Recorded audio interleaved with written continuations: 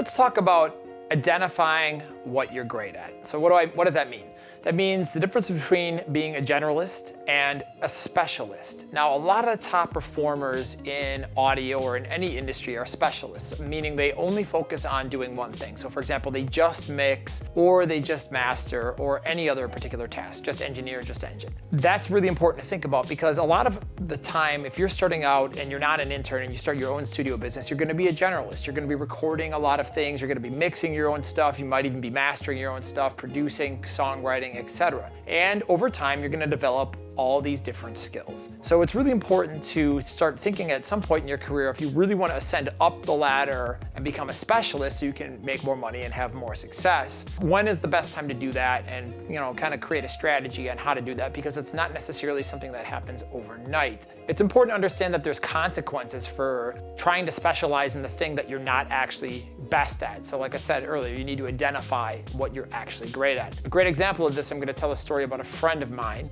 and he is a really gifted and very, very successful songwriter. And I've known him since he's been 16 years old and, recorded and produced a lot of bands and different things that he's worked on. Now, over the years, he spent a lot of time screwing around with mixing, and he's not a good mixer at all. I mean, love him to death. If he's watching this, I'm sorry in advance, but he's a terrible mixer. Now, that being said, where he is a terrible mixer, he's an incredible songwriter, but he likes mixing a lot. So he spends all this time working on recording and mixing. And for years, I was like, dude, why don't you focus on writing songs? You're great at it. That's what you're naturally talented at. And he was just like, nah, man, like blah, blah, blah, blah, blah. So he was stubborn, like most people are when they're younger. And I mean, arguably gets worse when you get older, but it's true. A lot of us don't like to be told what we think we should do, and it's easy to self-delude if you like something and you think you have aptitude at it, but that doesn't mean you actually have it. So for many, many years, he sat down and he kind of spent all this time mixing and focusing not on what he was actually great at. Well, eventually he kind of started listening, and now he only works on writing songs. And the second that he started doing that,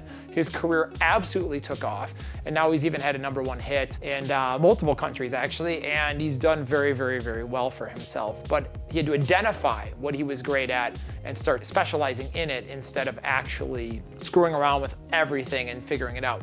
So there's definitely going to be a period in your careers that you go through. You kind of do everything because you don't necessarily know what you have aptitude at. You might be a mixer, you might be a mastering engineer, you might be a songwriter, you might be great at just writing lyrics or top lining. Maybe you're an incredible editor who's faster and more accurate than most people. You're not going to be sure. So you just need to do a little bit of everything over time. So how do we identify then what it is that we're actually good at so we can avoid deluding ourselves and getting off the track? Well, a really easy way to do that is, what are your clients saying to you? If people come back to you and say like, hey, you're a pretty good producer, but man, your mixes are just awesome. Or, if you look online at your work, if the songs that you're writing aren't really, busting charts consistently, but your mixes, you keep getting hired and called to mix, or you keep getting hired and called to master, etc. So your clients and the people that are judging your work outside of your own influence are going to give you that best feedback. So you can kind of start gauging that. So what happens then if you have an aptitude where for example, in my career, like I did good as a writer and a producer and things like that, and engineer, but really where I got hired the most was to mix over and over and over again. And eventually I realized like, hey, maybe I should start focusing more on mixing and mastering and less on producing, because I'm getting hired a lot more, I'm making more money doing it. And when I'm focusing on that and getting those types of clients, my phone is ringing off the hook, where on the other side of the equation, when I'm trying to get more people into produce, it seems to be more of a struggle and an uphill battle. So you gotta sit down and make a conscious decision at some point in your career and say, okay, well, I want to be X or Y or Z. So let's take my case where I decided to kind of transition into mixing. Okay, so now how do you do that, you might be asking? Well, it's kind of a process, It doesn't happen overnight. You're not just like, all right, I'm gonna mix, I'm gonna master, I'm gonna just produce, I'm not gonna do anything else, I'm gonna be a tracking engineer. Like I said, usually if you're coming from a generalist background, you've developed some skills, you know how to do a little bit of everything, which is gonna help you become a specialist.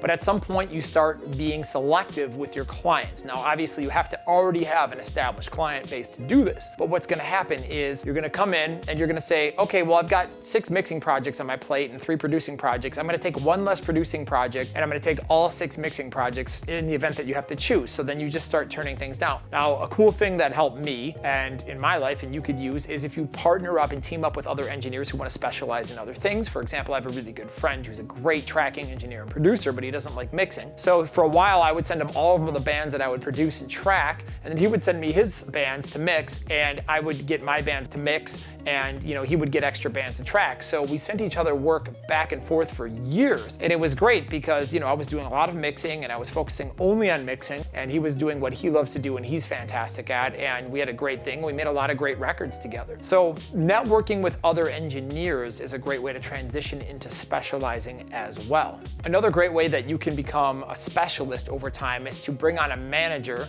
who can get you those types of gigs. So for example, if you want to be a mixer, obviously you're gonna have to do a ton of test mixes on a lot of different bands. You're gonna have to beat a lot of incumbents. So if you have a good manager, they'll be able to at least get you a shot at the table. And if you do well and you start beating some of these people, over time you'll build up your reputation and you'll start becoming more of a specialist. So now that you have some great ways that you can specialize and you understand that it's gonna take some time to specialize, you can start slowly transitioning. And it took me, I would say, about 2.5 to 3.5 years to really go from tracking and producing to almost full-time mixing without any other work. That's all I did. But when I got there, it was a lot easier because people know you as a mixer then. You get a lot of work being a mixer. People call you and they expect you to do that. They're not calling you and saying, hey, can you come produce my band? So like I said, you gotta know what your aptitude is. You gotta get feedback and make sure that you're actually good at it. And then you gotta really, really dive in and double down on your skills and your abilities, and then slowly transition from being a generalist to a specialist. And that's the path. All right, so there you have it. You can understand now the power of specialization in audio and finding your niche. Also, how to identify whether or not you should be able to specialize and what you can specialize in, and ultimately how then to transition into becoming a specialist and get the type of clientele necessary to fulfill and sustain a career doing it.